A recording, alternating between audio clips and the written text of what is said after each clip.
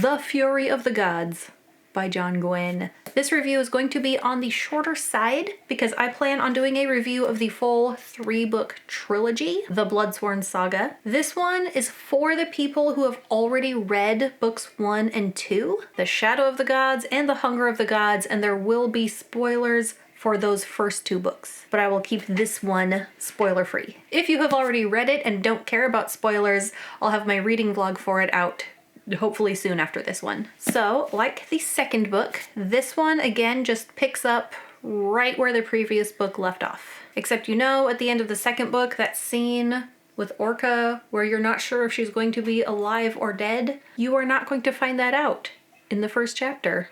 Much to my anger when I started this.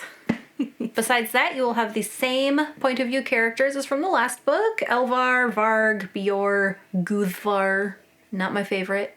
And if you found yourself very invested in the first 2 books, this one is more of the same. But I will say it's not quite as atmospheric, whereas the first one especially, and even the second one, were very much like fantasy Viking life, slice of lifey. This one is a little more focused. You start to feel all those threads, plot and character threads starting to pull together. You can feel it all moving toward the end. And I liked that feeling of like forward motion. After those first 2 books, you are finally going to get to the big epic finish. And then I felt like the end was a little disappointing. There is still lots of fighting. If part of what you liked about the first 2 books was the fights, those gritty, descriptive, just punch each other in the face kind of fighting, there's plenty of that here.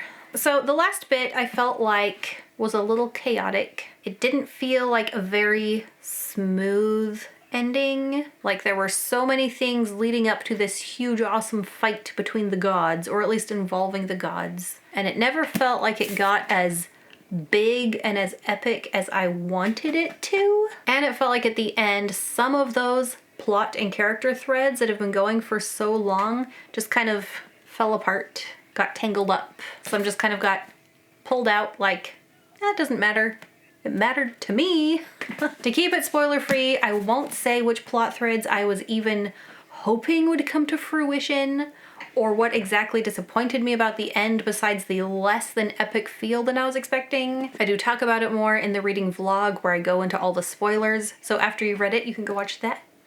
I will say that even though the ending wasn't quite what I would have desired, overall, still a good book, and I'm still happy I read it. And to be very, very fair, John Gwynne, between books 2 and 3, has gone through like the worst time in his life, despite which he still wrote a story. He still continued in this world. He still made this happen. I don't know how.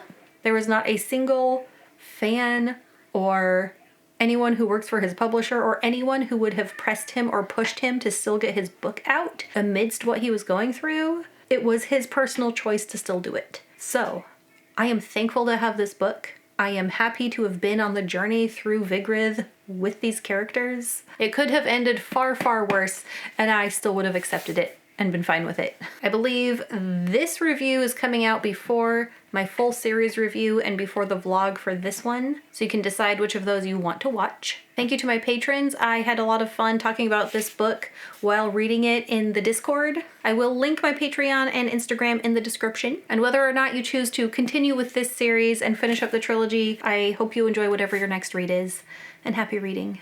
Bye.